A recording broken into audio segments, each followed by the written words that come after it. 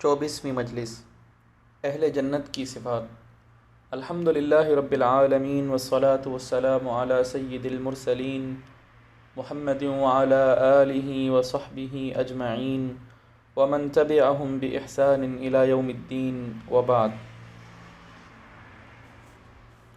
بھائیو، جنت کی عیش و عشرت اور اس کی نعمت و خوش عیشی کو آپ پچھلی مجلس میں ملاحظہ کر چکے ہیں۔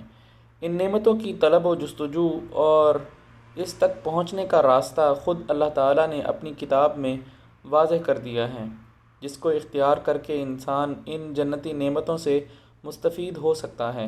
اللہ تعالیٰ نے فرمایا: وَسَارِعُوا إِلَىٰ مَغْفِرَةٍ مِّن رَّبِّكُمْ وَجَنَّةٍ عَرْضُهَا السَّمَاوَاتُ وَالْأَرْضُ أُعِدَّتْ لِلْمُتَّقِينَ الَّذِينَ يُنفِقُونَ فِي السَّرَّاءِ وَالضَّرَّاءِ وَالْكَاظِمِينَ الْغَيْظَ وَالْعَافِينَ عَنِ النَّاسِ وَاللَّهُ يُحِبُّ الْمُحْسِنِينَ وَالَّذِينَ إِذَا فَعَلُوا فَاحِشَةً أَوْ ظَلَمُوا أَنفُسَهُمْ ذَكَرُوا اللَّهَ فَاسْتَغْفَرُوا لِذُنُوبِهِمْ وَمَن يَغْفِرُ الذُّنُوبَ إِلَّا اللَّهُ وَلَمْ يُصِرُّوا عَلَىٰ مَا فَعَلُوا وَهُمْ يَعْلَمُونَ۔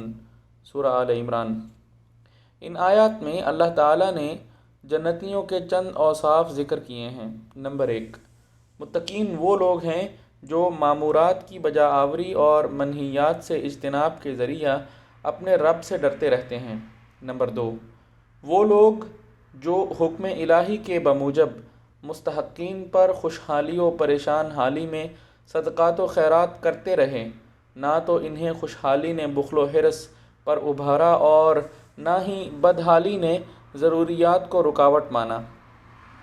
نمبر 3، وہ لوگ جو غصہ کو پی جانے والے ہیں، نہ تو غصہ کی وجہ سے ظلم کرتے ہیں اور نہ حسد و کینہ رکھتے ہیں۔ نمبر 4، وہ لوگ جو ظلم و زیادتی پر انتقام کی طاقت کے باوجود انہیں معاف کر دیتے ہیں۔ اللہ تعالیٰ کے فرمان واللہ یحب المحسنین کے اندر اسی احسان کو سراہا گیا ہے جس میں عفو و درگزر مناسب موقع پر ہو۔ اب اگر عفو سے ظالم کے ظلم میں زیادتی و اضافہ ہو تو یہ عفو نہ تو مستحسن ہوگا اور نہ ہی اس پر ثواب مترتب ہوگا۔ نمبر 5، وہ لوگ جنہوں نے گناہ کبیرہ یا عام گناہ کا ارتکاب کیا، پھر اللہ تعالیٰ کی عظمت و مغفرت کو یاد کرتے ہی اپنے گناہوں سے معافی مانگی تاکہ عیب پر پردہ پڑ جائے اور اس جرم پر مواخذہ نہ ہو۔ نمبر 6، وہ لوگ جو علم و معرفت ہو جانے کے بعد ارتکاب معصیت پر مستمر نہ رہنے والے ہیں، بلکہ گناہ کا علم ہوتے ہی توبہ و استغفار کی طرف رجوع کرتے ہیں، کیونکہ گناہ کا علم رکھ کر صغائر کا ارتکاب مرتکب کو خطرناک مرحلہ تک پہنچا دیتا ہے اور اس صغیرہ کو کبیرہ میں بدل دیتا ہے۔ دوسری جگہ اللہ تعالیٰ اہل جنت کے چند اوصاف یوں بیان کیے ہیں۔ اعوذ باللہ من الشیطان الرجیم۔ قد افلح المؤمنون الذين هم في صلاتهم خاشعون والذين هم عن اللغو معرضون والذين هم للزكاة فاعلون والذين هم لفروجهم حافظون إلا على أزواجهم أو ما ملكت أيمانهم فإنهم غير ملومين فمن ابتغى وراء ذلك فأولئك هم العادون والذين هم لأماناتهم وعهدهم راعون والذين هم على صلواتهم يحافظون أولئك هم الوارثون الذين يرثون الفردوس هم فيها خالدون۔ نمبر 1، وہ لوگ جو اللہ تعالیٰ اور اس کے فرشتے، کتابوں، رسولوں، آخرت اور تقدیر پر زبان و عمل سے مکمل طور پر ایمان و یقین رکھنے والے ہیں۔ نمبر 2، وہ لوگ جو ظاہر و باطن ہر طرح سے پورے خشوع و خضوع سے صلاۃ ادا کرنے والے ہیں۔ نمبر 3، جو لوگ اپنے وقت کی قدر کرتے ہوئے ہر طرح کے لغو و بیکار قول و فعل سے احتراز کرتے ہیں۔ نمبر 4، جو لوگ زکوٰۃ کی ادائیگی کرنے والے ہیں، خواہ مال کی زکوٰۃ ہو یا لغو قول و فعل سے نفس کا تزکیہ ہو۔ نمبر 5، جو لوگ اپنی شرمگاہوں کو زنا، لواط جیسی معصیت اور اخلاقی سماجی گراوٹ سے حفاظت کرتے ہیں۔ دراصل ملامت کا سبب یہی ہے، لیکن اگر کوئی شخص اپنی نفسانی خواہشات کی تکمیل بیوی یا لونڈی سے کرے تو وہ قابل ملامت نہیں، بلکہ اللہ تعالیٰ نے ایسے لوگوں کو ملامت کیے گئے گروپ سے علیحدہ رکھ کر رکھا ہے۔ واضح رہے کہ استمناء یعنی مشت زنی آیت فمن ابتغى وراء ذلك الی آخرہ کے عموم کے تحت حرام ہے۔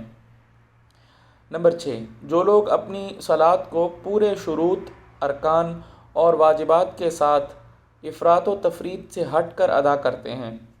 ان مذکورہ اوصاف کے علاوہ بھی اللہ تعالیٰ نے متعدد جگہ اہل جنت کے اوصاف ذکر کیے ہیں، اور آپ صلی اللہ علیہ وسلم نے بھی مختلف حدیثوں کے اندر حصول جنت کے اسباب و ذرائع بیان فرمائے ہیں۔ ان میں سے بطور نمونہ چند یہاں ذکر کیے جا رہے ہیں۔ حضرت ابو ہریرہ رضی اللہ تعالیٰ عنہ سے مروی ہے کہ آپ صلی اللہ علیہ وسلم نے فرمایا، جو شخص طلب علم کے لیے گھر سے نکلا، اللہ تعالیٰ اس کے لیے جنت کا راستہ آسان فرما دیتا ہے۔ مسلم۔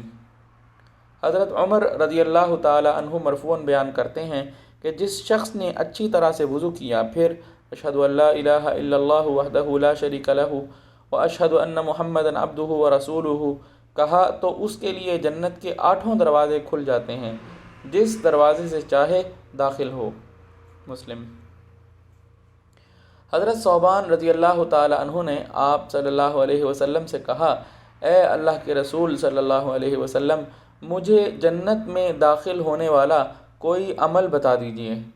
آپ صلی اللہ علیہ وسلم نے فرمایا، سجدہ بکثرت کرو، کیونکہ جو بھی سجدہ کرو گے اللہ تعالیٰ اس کے عوض درجہ بلند کرے گا اور ایک گناہ معاف کر دے گا۔ مسلم۔ حضرت ابو ہریرہ رضی اللہ تعالیٰ عنہ مرفوعاً بیان کرتے ہیں کہ ایک عمرہ دوسرے عمرہ تک کے لیے کفارہ ہوتا ہے، اور حج مقبول کا بدلہ دخول جنت ہے۔ بخاری و مسلم۔ حضرت جابر رضی اللہ تعالیٰ عنہ فرماتے ہیں کہ آپ صلی اللہ علیہ وسلم نے فرمایا، جس کے پاس 3 بچیاں ہوں اور وہ ان بچیوں کی دیکھ بھال اور ان پر شفقت و مہربانی کرے تو اس کے لیے جنت قطعی ہے۔ آپ صلی اللہ علیہ وسلم سے پوچھا گیا، اگر کسی کے پاس 2 ہی بچیاں ہوں؟ آپ صلی اللہ علیہ وسلم نے فرمایا، اگرچہ 2 ہی ہوں۔ بعض نے کہا، اگر آپ سے 1 کہا جاتا تو آپ صلی اللہ علیہ وسلم فرماتے، اگرچہ 1 ہی ہو۔ مسند احمد۔ بھائیو، اس قسم کی متعدد حدیثوں میں دخول جنت کے بہت سے راستے بتائے گئے ہیں، جنہیں اختیار کر کے جنت حاصل کی جا سکتی ہیں۔ اللہ تعالی ہم سب کے لیے جنت کی راہ آسان فرمائے۔ آمین۔